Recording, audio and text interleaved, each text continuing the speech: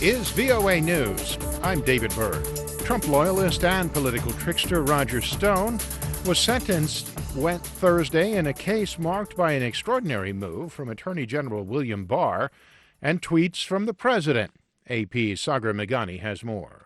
Stone was convicted last year of witness tampering and lying to Congress. Federal prosecutors initially recommended he serve 7 to 9 years, but Attorney General William Barr backed off that amid complaints from President Trump, leading to 4 prosecutors quitting the case. Stone has denied doing anything wrong, calling the case politically motivated. He's the 6th Trump aide or advisor convicted on charges stemming from Bob Mueller's Russia probe. The president's blasted it as part of a witch hunt, and amid speculation he would eventually pardon Stone, told reporters this week he hasn't thought about it. But I think he's been treated very unfairly. Sagar Meghani, Washington. President Donald Trump later, after Stone was sentenced, expressed hope that he will get a new trial and be exonerated. We get more from VOA's Steve Herman. The president, speaking in Las Vegas to former prison inmates re-entering society, said he'll let the process play out for now, but at some point will decide whether to intervene using his presidential clemency powers. I'm not going to do anything in terms of the great powers bestowed upon a president of the United States. I want the process to play out. Trump added that he hopes a judge will agree with him that Stone deserves a new trial because one of the jurors allegedly posted anti-Trump material on social media. Steve Herman, VOA News at the White House. Wall Street retreated from record levels Thursday with all 3 major indices closing in negative territory. The Dow lost 0.44%, the S&P fell by 0.38%, the Nasdaq dropped by 0.2%. This is VOA News. The World Health Organization says it is encouraged by an apparent decline in the number of cases of the deadly coronavirus in China, but the UN Health Agency warns against complacency as the downward trend could change.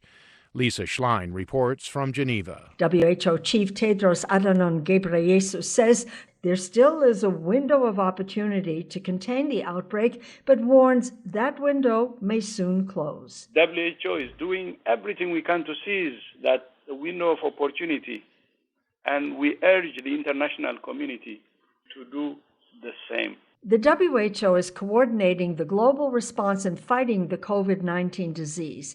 Tedros says the WHO is focusing its efforts on strengthening fragile health systems in developing countries.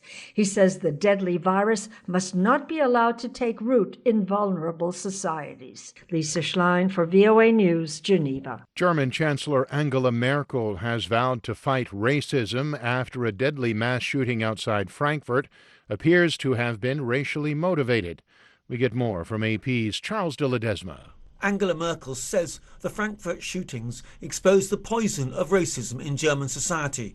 She promises everything will be done to investigate the circumstances of these terrible murders and pledges to stand up against those who seek to divide the country. A witness ran over from a cafe after he heard the first shots, initially assuming there had been an altercation between family members. But when he heard the second shots, he thought it was a terror attack. I'm Charles de Ledesma. The United Nations says it is very alarmed about the safety and protection of more than 3 million civilians in Idlib and its surrounding areas in Syria.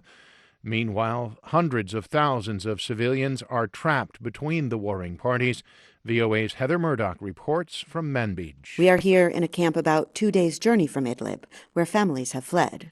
For many, it is the closest, relatively safe place to take shelter. But families here are still short on medicine, electricity, and other basic needs. Since December, 900,000 people have been displaced, and hundreds have died, including children that have frozen to death. Families here in this camp say they have been displaced 3, 4, or 5 times.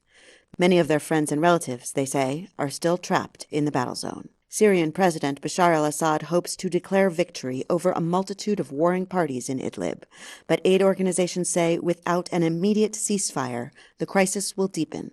Heather Murdoch, VOA News, Manbij, Syria. For more on these stories and the rest of the day's news, be sure to visit our website, voanews.com.